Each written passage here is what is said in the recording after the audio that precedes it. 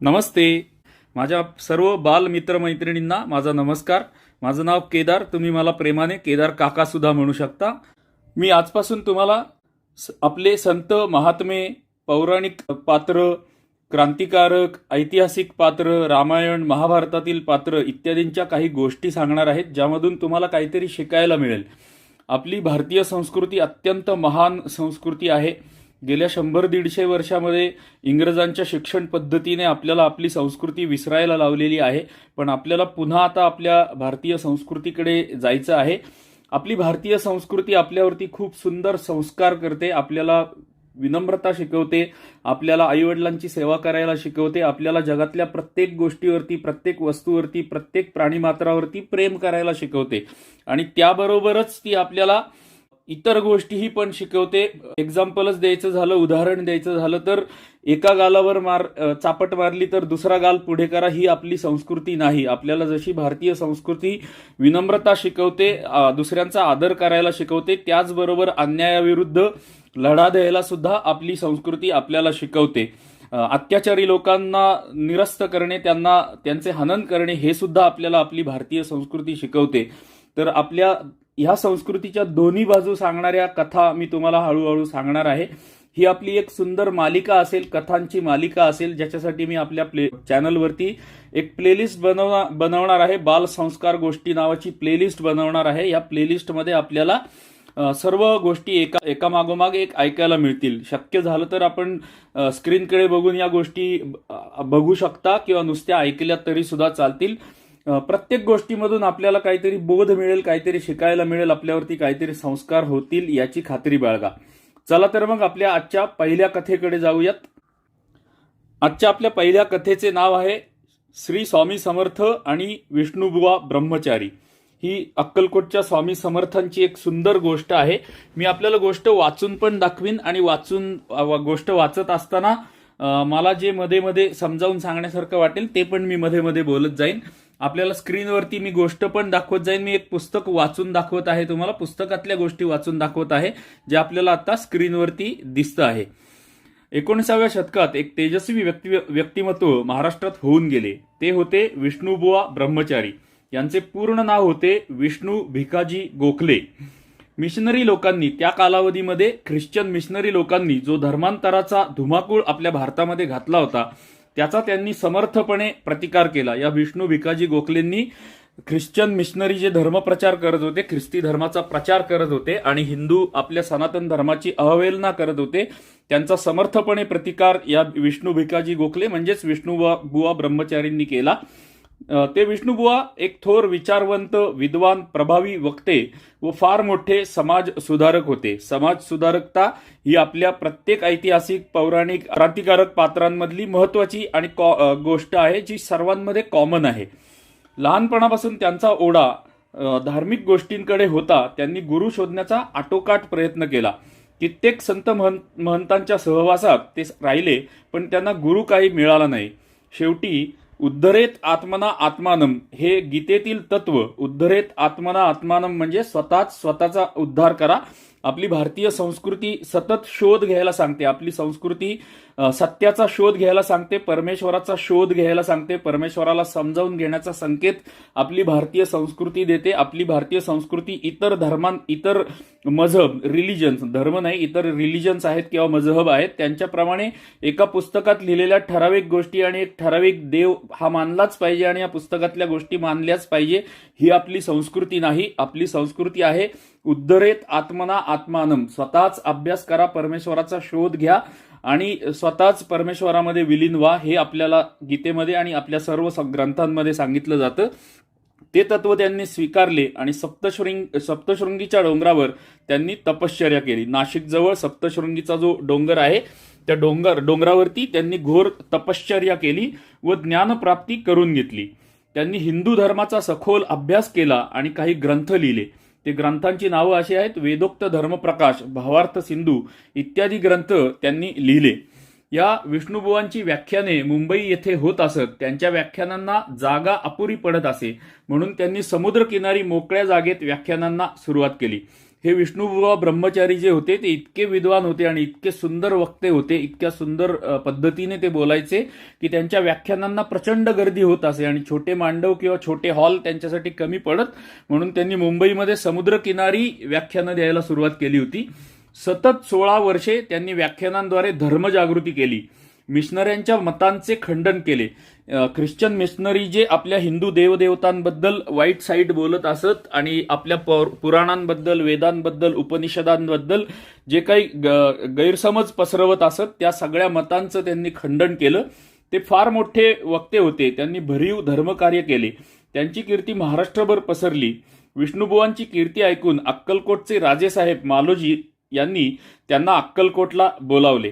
विष्णुबुवांच्या तोंडून त्यांना वेदांताचे श्रवण करायचे होते. विष्णुबुवांनी वाड्यामध्ये बरीच प्रवचने केली. आता हे विष्णुबुवा ब्रह्मचारी जे होते त्यांना अक्कलकोटच्या राजांनी बोलवलं होतं, त्यांच्याकडे खास सन्मान करण्यासाठी आणि त्यांच्याकडून वेद समजावून घेण्यासाठी त्यांना आमंत्रण दिलं होतं.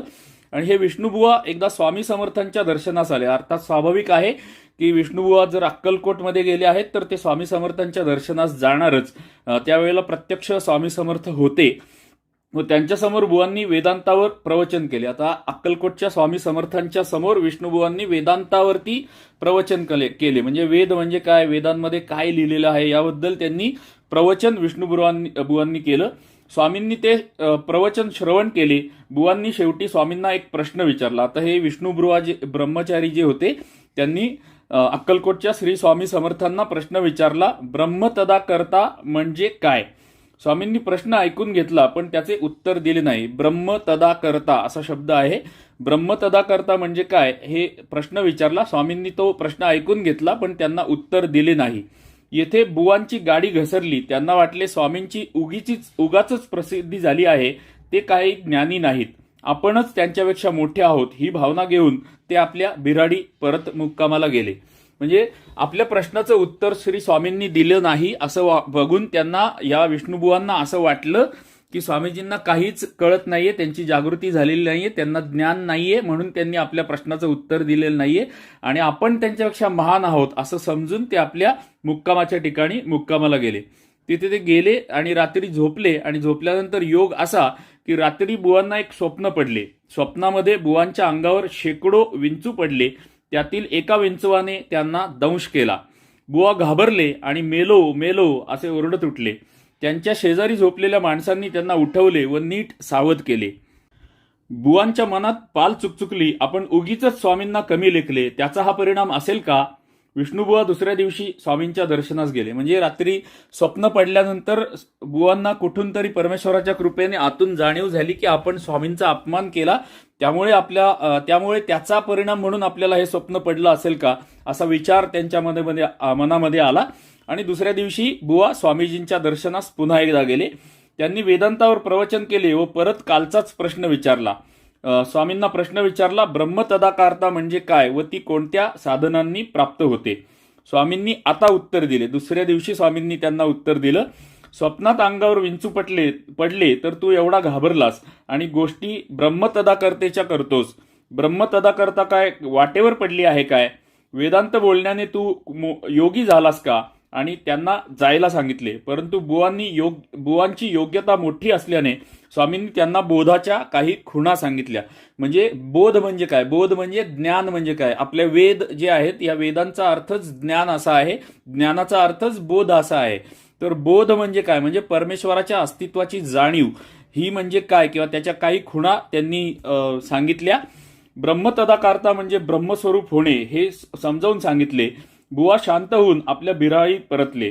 स्वामी समर्थ हे अवतारी पुरुष आहेत याबद्दल त्यांची खात्री झाली व पुढे त्यांच्या कृपेने विष्णुबुवा आणखी प्रसिद्धीस आले व त्यांच्या हातून फार मोठे धर्मकार्य घडले. म्हणजे स्वामींनी त्यांना थोडक्यात समजावून सांगितले, ब्रह्मस्वरूपामध्ये विलीन होऊन जाणे, ब्रह्मस्वरूपामध्ये किंवा ब्रह्मस्वरूप स्वतःच होऊन जाणे म्हणजे काय याच्या खुणा त्यांनी समजावून सांगितल्या. आणि बुवांना जे माहिती नव्हतं, म्हणजे वेदांचा, शास्त्रांचा, उपनिषदांचा एवढा अभ्यास करून बुवांना जे समजलं नव्हतं ते श्री समर्थांनी त्यांना अगदी थोडक्यात समजावून सांगितलं. आणि मग विष्णुबुवा ब्रह्मचारी त्यांच्यासमोर नतमस्तक झाले आणि स्वामींच्या कृपेने विष्णुबुवा त्यानंतर आणखी प्रसिद्धीस आले व त्यांच्या हातून मोठे धर्मकार्य घडले. आता स्वामींच्या बद्दल शेवटचा पॅरेग्राफ.